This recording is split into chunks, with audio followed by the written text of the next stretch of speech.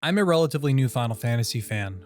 I don't have the same roots as someone who has been playing for over a decade. I had this very snobby view back in the day that I did not like the game because, it's turn-based. I don't play turn-based games. I got over that eventually and started my journey in 2019 with Final Fantasy VII. I've since played a handful of the other entries which led me to Final Fantasy XVI, but is it a real Final Fantasy game? No, I'm kidding. We'll talk about that and more in this video that I had wrote back when I had finished playing the game and have since revised the script ever so slightly. You didn't ask for it, but I'm giving it to you anyway. My opinion. There's a bit more preamble before the video starts in earnest, and if you don't want that, jump ahead with the timestamps, otherwise I'll be yapping for a bit longer. I have so many mixed feelings on this game, and of course I had them through my entire time playing. Over 100 hours, 2 playthroughs, and 1 platinum trophy later, I just find myself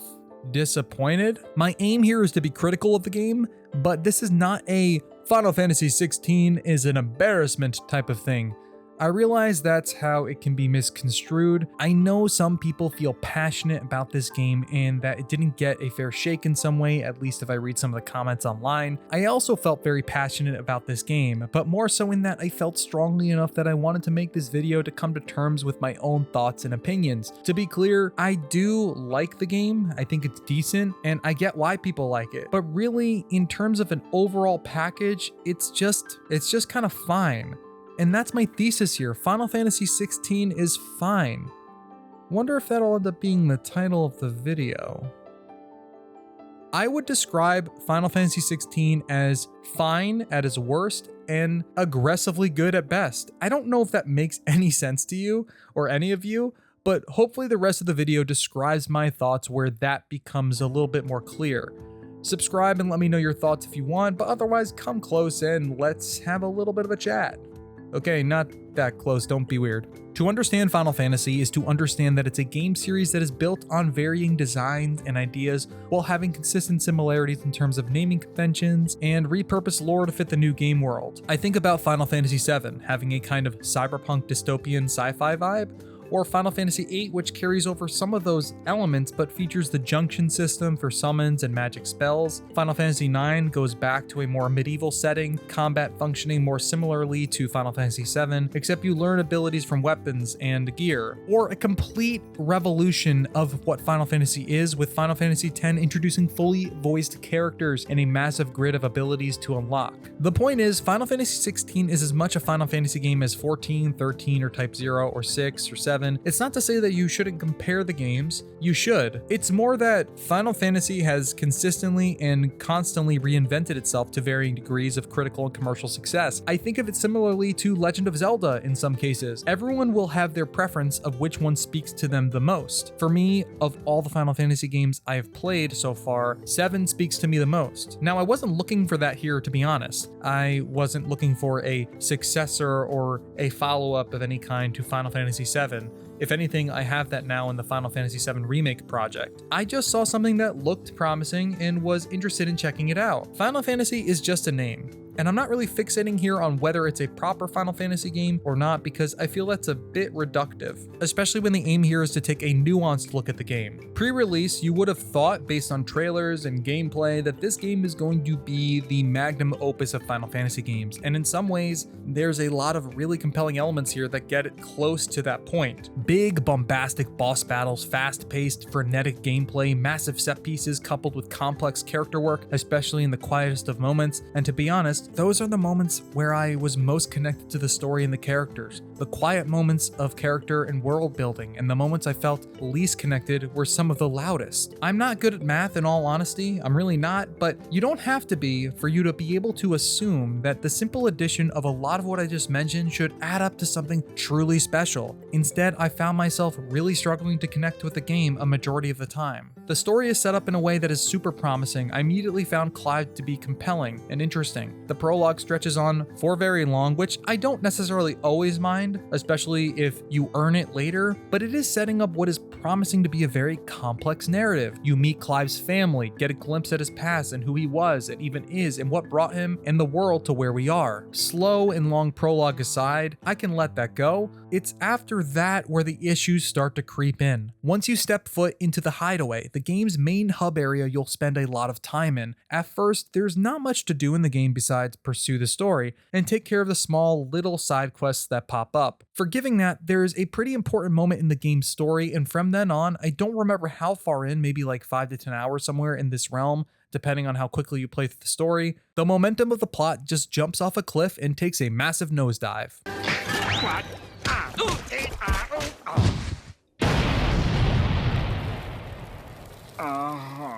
The pacing is what kills a lot of that story for me. You'll have really intense and interesting character moments, and then you're inevitably dropped back in the hideaway and meant to spend at least a few hours walking back and forth in a small area talking to characters, often fulfilling small subquests under the umbrella of the main quest to progress the narrative. The structure is consistently exactly like this. You go and talk to one character. Hey, that's cool. You probably want to go and talk to so-and-so and see where we should go next, man. You go talk to that other character. Yeah, here's where you gotta go. Got that? You got everything? Cool. But I will go back to the other guy and make sure that we have all we need. But I think you're good. Go back to the other person. We're all good. We got all the plot items we need to progress, but maybe you should see if anyone wants to join you, lol. XD. Check in with one of the characters or whoever. Oh yeah, I'll come with. Let's go back to Otto and let him know we're leaving. LOL. I'm obviously exaggerating the cutesy nature of it for the sake of comedy. I'm hilarious, I know. But the point is, it's like, okay, cool, great. I just spent 30 to 45 minutes walking back and forth in the hideaway, talking to the same characters to progress the narrative. It got to a point where I felt myself disassociating. The best way that I found to justify the structure of the story in my own mind and make it more palatable in my mind is to think of it like a saga with a bunch of connected stories. Different parts of the game act as different arcs for the characters and story, with breaks in between being a bunch of, I'll just say it, boring quests. Every game, or most games with exceptions, suffers or at least features some form of ludonarrative dissonance. The idea that the interactive parts of the game conflict with the narrative parts that are not interactable. Easiest example of this is in a game like Fallout 4. Your son is kidnapped, and you as the player need to find him and save him presumably. That doesn't stop you from going off the beaten path and exploring and doing quests that don't aid in your search. We accept that to the extent that we understand it's a non-linear open-ended game where we can kind of go and do whatever we want. In that case, we can kind of let it go there, I guess. I mean, most of the time we are just going to let it go. But I think in a game like Final Fantasy XVI, which is much more linear in its story and structure, it's hard to justify why people in the main narrative, as well as the main side quests, are asking me to go on the most boring and dumb little errands. I recall being asked to get materials for various things. There's a 3-part quest later in the story that has you getting different materials and you have no choice but to do it to advance the plot. This happens so many times, and a little halfway through the game, I would groan when this stuff would happen and I would think I'm insane in comparison to my friends who enjoyed it way more than me. It's this narrative bloat that just doesn't need to be there. I think the game would still have issues, but it would not have been padded out to the nth degree. Sometimes I hear people explain away a tedious element in a story, be it a movie, a show, or in this case a game, by claiming, well, it speaks to the character's arc of being a nice guy, or it fits the game world really well that this shit is boring as fuck. I've never liked this argument because even if I accept the premise, it's still just not fun to play. Now, I'm just a dumb YouTuber that makes content relatively consistently. I don't know how to solve this problem. I'm not a game designer, but I do know that I don't find it compelling or interesting to be getting scorpion tails for a guy to just have a really great soup while the rest of us are just fighting to get by, especially if you really want to be an asshole and talk about the geography of the map and how and how it would probably take several days for our characters to travel these distances to get materials, which really should result in everybody fucking dying as Clive ventures out for the 5th time for some monster hunt or whatever. Thankfully, Clive has the PS5 SSD at his disposal to travel within minutes, so we can totally throw that out the window, right? That aside, I like the characters a lot. Clive is not the typical emo boy protagonist he seems to be. By looking at him, he's kind, always willing to help others. Jill acts as a loyal counterpart to him, keeping him balanced and in check.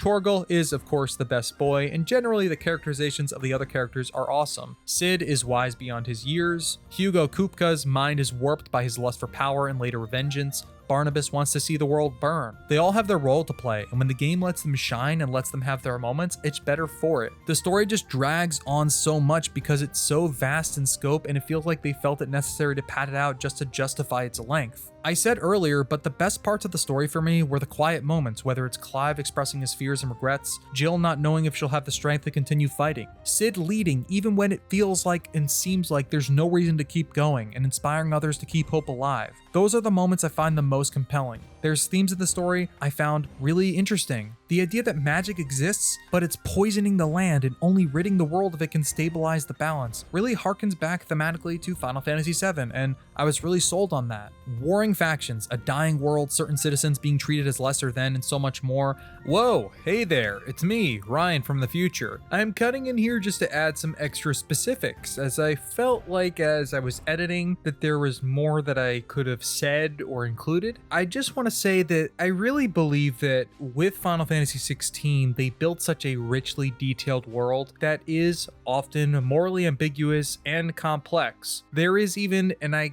guess I would compare it to a caste system of sorts that is kind of like the backdrop or the ongoing conflict within the game, and it's difficult to ignore and not make that comparison. You have branded or bearers who use their magic for their masters, or those who do not bear the crystal's curse. They're looked down upon and treated as lesser than, where you have dominants who have a deeper connection to their icons, which makes them more useful to the various kingdoms of the land. So they end up having more notoriety and respect. The real life parallel is quite compelling if you choose to read more into this idea. If you can contribute, or are perceived to be able to contribute a good amount to society, you are viewed favorably, or more favorably. And if you don't, or are unable to for whatever reason, society looks down upon you. Basically, yeah, you're pretty great when you're being useful. Remind you of anybody? Perhaps a four-legged fictional character who has a glowing red nose. Nobody wanted to play with Rudolph until he was useful. What that does is it gives Clive a fascinating connection to the story, as he has been treated his whole life as the outcast of his family, the lesser than. He has power and responsibility thrust upon him, and he doubts he is the man for the moment, but eventually he heeds the call. Great leaders are the ones that don't want to lead, they are called to it. So I add all that in here to say, for any of my complaints about the story and the pacing of the game, it does have a lot to like or even love. So while my commentary may not be as glowing as others, I do completely understand why the narrative and themes really resonated with people. Okay, back to the rest of the video. I really believe if you trimmed off a lot of the fat of this game's story, or even if you could get past the things that really bothered me so much, you could find something really deep and special here, and deeply enjoy the rich world and story and the characters. But for me, it was much more difficult to keep engaged in all of it when the parts in between were just so incredibly and increasingly boring, or felt like a chore to get through. The set pieces and big story moments are great, and when the various story beats pay off, it really is worth the price of admission at times. I liked the narrative. It's not bad or deeply offensive, and not offensive in the way that you're thinking, offensive in the it's so bad that it's kind of pissing me off and bothering me. It's pretty good. In fact, I enjoyed it quite a bit, but it's a lesson of sorts in tedium and pacing. Final Fantasy XVI, as I'll continue to emphasize as I go on, has a lot of highs, but it also has its lows, and the lows are what stop it from being something special, at least for me. The gameplay of Final Fantasy XVI. How do I put this? This is where I'm going to keep going back and forth with my mixed feelings on the game especially. It feels like, and I use this example a lot as a way of describing it, so maybe this is not an apt comparison, but it feels like an MMORPG that was made to be strictly single player from the jump. What I mean by that to say is like, okay, so there's nothing in the game to me that implies that it was ever service oriented or going to be multiplayer. Maybe there was, I don't fucking know. But it didn't feel that way to me. It has the trappings of an MMO game all the same, without the continuous content updates and server issues and an online shop where you can buy skins or pets or items. It's a single player game with an MMO trapped inside. It might take me a while to explain that or explain to you why I came to that conclusion, but Try to stick with me. You have your basic attack with square. Obviously, if you're playing on PlayStation, you have a magic spell depending on your equipped icon, an icon being this game's version of summons. If you use the right trigger button, you can unlock secondary command prompts, which you can use to activate certain abilities. In that, the game's combat becomes more of an endurance match of you using your abilities, waiting for them to cool down, and then using them again. You start with only one icon, so one set of abilities you can equip, and later you can have up to 3. And in that, you'll have 3 abilities each. One of them is tied to specific icons or a specific icon, and the other 2 are of your choosing. If you master abilities in the skill menu, you can then later mix and match icon abilities as you see fit. There is some depth there. I'm not going to say it's a completely brain-dead mishmash of hitting the same buttons until your abilities cool down. You could of course combine them in various ways to maximize damage and kind of have a strategy of sorts, but even then, I never felt like I was swapping in and out abilities as much as the game expected me to. Eventually you get some really strong ones, and it makes the other ones kind of feel useless by comparison. And I just end up feeling like I'm just spamming the same abilities in different ways to maximize damage, often very spongy enemies that you're fighting, then waiting for them to cool down, and then doing so again and again until the fight is over. Occasionally you'll get a couple enemies that get a magic shield of sorts, and the only way to break this shield is to use any of your abilities or your magic abilities to break it. That's where I think some more strategy could have been involved. I can have Clive built out to more specific scenarios as it calls for, like in Final Fantasy VII Remake as an example. That way I am made to shuffle things around and make specific builds or loadouts for specific fights. The drawback of them doing that is this is unlike other Final Fantasy games with other magical abilities you can use in combat or control directly. You wouldn't have the extra magical abilities available to you. What we get is the thin veil, or this thin veil of strategy with some vague RPG elements and stats and having some customization with the abilities you have equipped, but it lacks the depth I was hoping for in all of the Final Fantasy games I have played. Why do I say it's an MMORPG that's a single player game? A lot of the MMORPGs I have played, combat is in essence, you're just attacking and then spamming your abilities nonstop as they cool down. Then on top of that, you have the quest structure of going around and talking to people nonstop and delivering and doing mindless tasks to accomplish wider goals or level up. But you're saying, Ryan, that's the structure of most games. Okay, hold on. I'm gonna keep trying to make my case here. For example, I played ESO. Now that game is awesome, but it is an MMO. You go around talking to characters, sometimes multiple characters, often ones that are super close by to one another or in the same room to advance the quest. Go grab some item that is mission critical, mix in some combat, and then come back and turn that quest in. It's the pacing of that gameplay where I felt like I was playing the world's greatest single player MMO in Final Fantasy XVI, walking back and forth, sifting through dialogue, getting quest rewards ranging from thanks I guess to that's pretty cool to alright, what? The quests from characters have you often walking back and forth in the same area to hand off items to, or to tell someone something, or as I said earlier, ask for information and then go back and relay it back to everybody to continue. I often was sitting in my chair groaning that I had to sit through long extended sequences of exposition or dilly-dallying to get to the next interesting story moment. Consider this too, that a lot of the quests are simple, kill these monsters, or get me this thing please. I have the power to basically end all creation or destroy and level cities, but yeah, I'll get you some scorpion tails for that soup you really want, or yeah, I'll get you some cloth for the clothing. The tasks you often get in side quests too, they will have some character explain why they need 3 of an item or a handful of something. You return and you get a quest reward. I think I would be more forgiving of this if the quest rewards were more substantial, but a few potions or some crafting resources don't really do it for me. In fact, the quests I didn't mind the most were ones where I could quickly do it on the path of the main quest that didn't substantially kill any momentum. For example, an instance where there's some monsters on the road, you can tell some guy, you'll take them down. You do, and then the quest is over. But you're still on the same path? There's an argument to be made that if that constitutes you even having done a quest, but whatever, I'll take the experience gain from doing it. I use the MMO moniker as a descriptor mainly because I know this is the same team that has brought the world Final Fantasy XIV, and no shade on that game for any people that love it and enjoy it. It's more that for a single player Final Fantasy game, this is not the type of gameplay loop I was hoping for. That's why I'm so heavily critical of it, and how it's paced, and how the gameplay develops and evolves or lack thereof. Even Clive's limit break. I don't find it that engaging of a mechanic. You see, when people have icons in the world of Final Fantasy XVI, they can prime, which lets them embody the icon and use it to inflict tons of damage and chaos should they use it. They can also semi-prime, which sounds like a really great name for a band now that I think about it, but this lets them embody some of the characteristics of that icon to have some of their powers, and that's used as Clive's Limit Break, which he can semi-prime and his attacks are imbued with more energy and punch. But aside from it looking cool and flashy, it doesn't really feel all that powerful, and I don't even think it has any impact on your abilities, so your Limit Break is just a flashy basic attack mashing session until it runs out. It does heal you a little bit, so I guess there's that. Final Fantasy XVI is also not really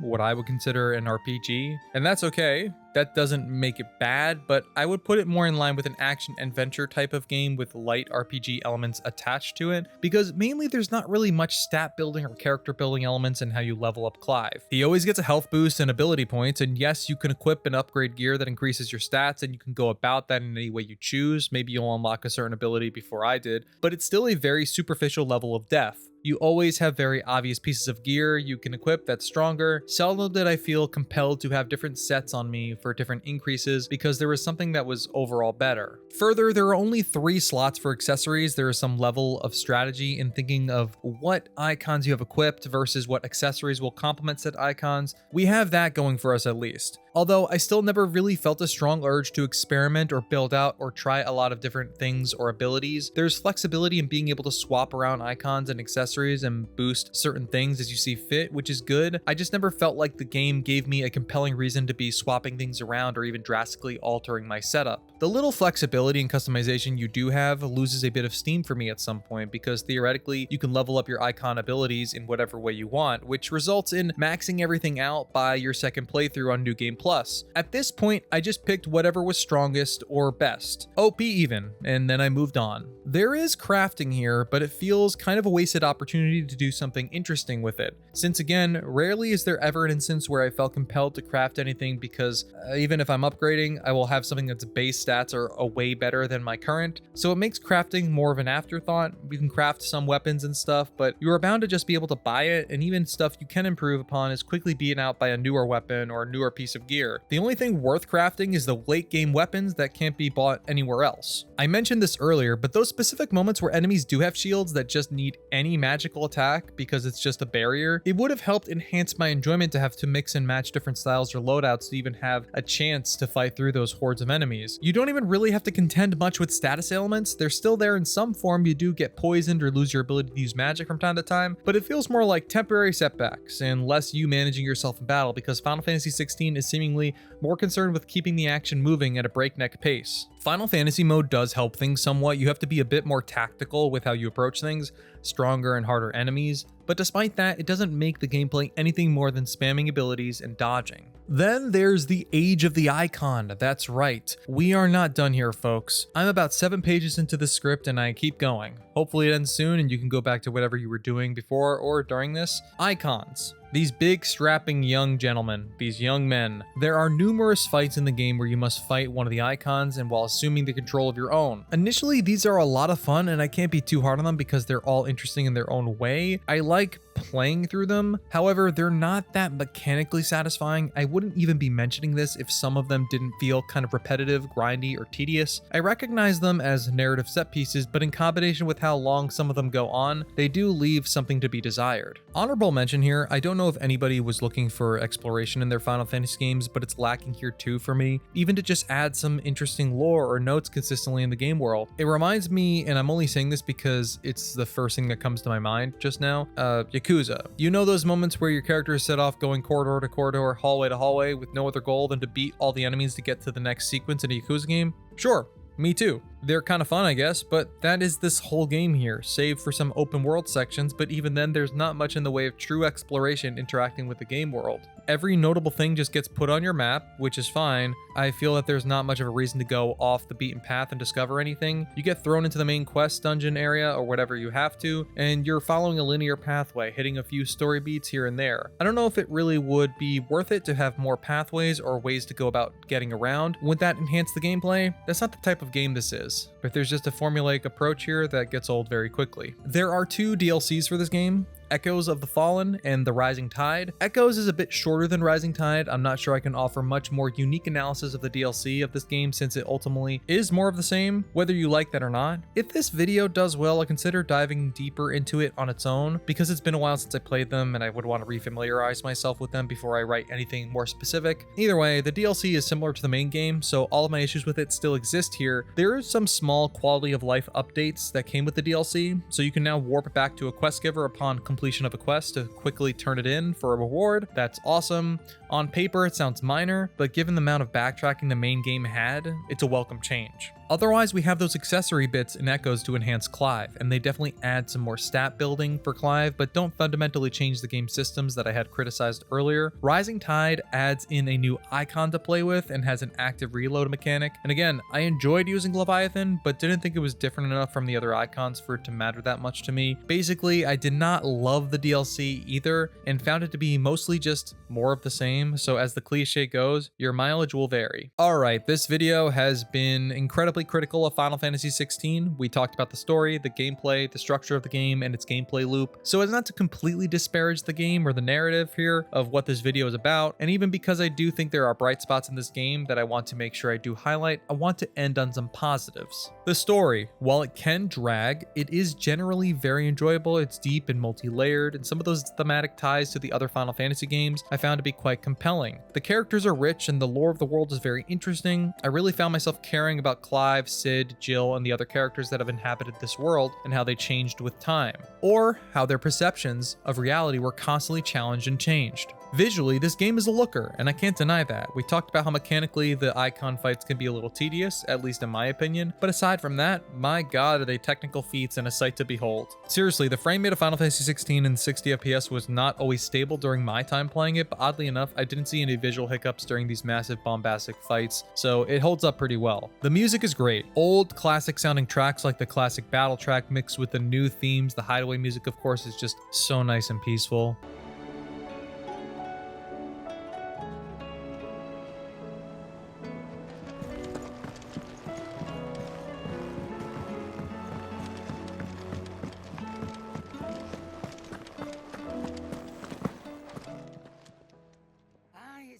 The main track of the whole game starts slow and then builds up to this emotional hymn. If I don't have more to say on that, it's because I don't really know how musical arrangement works and things like that, but the music here did resonate with me. The voice acting is great too. Ben Starr as Clive, he adds so many layers to Clive's personality. Susanna Fielding as Jill. Everyone here is great. The voice cast is top notch. Okay, so I guess this is the part where I try to summarize my thoughts from the video. I mean, it's all laid out there for you, so I won't repeat myself fully. I will say that Final Fantasy XVI is a game I really wanted to love, but I just ended up kind of liking. The game is what I would describe as aggressively okay. It gets in its own way more often than not and frequently just drags. The great parts for me were always canceled out by the less than stellar segments. I'm left in this awkward position of being incredibly critical of this game, but also feeling that I need to be somewhat defensive and swear to you, despite all of this, that it is a good game. I do like it. It just didn't resonate as strongly as I had hoped. It has a lot of confusing design decisions that hold it back from greatness for me.